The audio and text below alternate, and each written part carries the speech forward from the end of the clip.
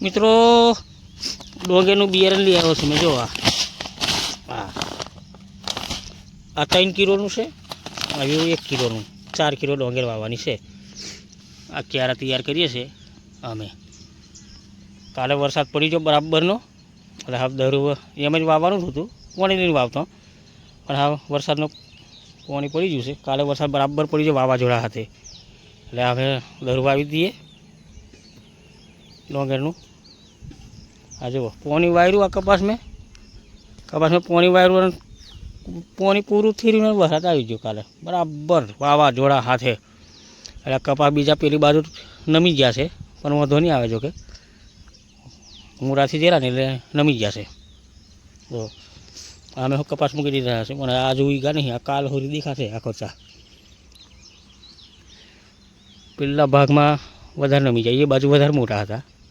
નહીં એમ તો હરખા હતા, પણ એ બાજુ પવન વધારે લાગ્યો. હું જેમ ખુલ્લું વધારે છે ને એ બાજુનું, એટલે જો આજે દરું વાવી દઈએ પછી કમ્પ્લીટ.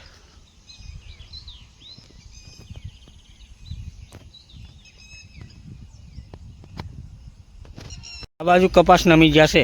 આમનો પવન હતો ને એટલે આમના આડા પડી ગયા. જો આ તુવેરો જે મોટું મોટું હતું વધારે વધી ગયેલું તે આડું પડી ગયું. આ તુવેરો આડી પડી ગઈ, કપાસ આડા પડી જશે.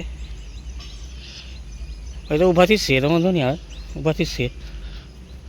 પેલી બાજુ નહીં, અહીંયા પવનનો વધારે ઘૂમરો લાગ્યો છે એટલે એવું થઈ ગયું.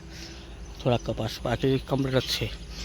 પારી વળી છે ને, લાકડું બરાબર ડાબીને મારેલું એટલે પારી વળી ગયેલી ઓરો મારેલો, એટલે વધારે નહીં માની. તો કે વોર નહીં માર્યું હોત તો બધા નમી જતા.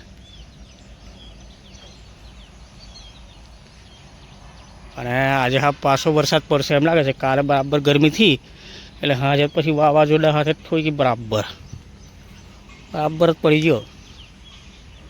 ખેતી લાયક વરસાદ થઈ ગયો. હવે મિત્રો ચાલો નાસ્તો કરવા ચાલો મિત્રો. દાળ ભાત બનાવી દીધું છે, દાળ ભાત ખાઈ લઈએ. આવે પછી મેં જાઉં.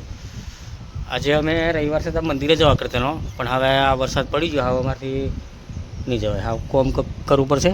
ડોંગરનું દરું વાવવાનું છે, એ વાવીએ છીએ ને બધું કરીએ છીએ. વરસાદ પડી ગયો એટલે હવે આવતા રવિવારે જઈશું. આ રવિવારે હવે નહીં જવાય.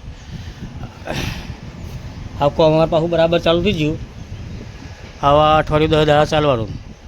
હજુ હવે 2 દાડા વરસાદ નહીં પડે તો આ ઘરવાળું ખેતર ખેડાવવાનું છે.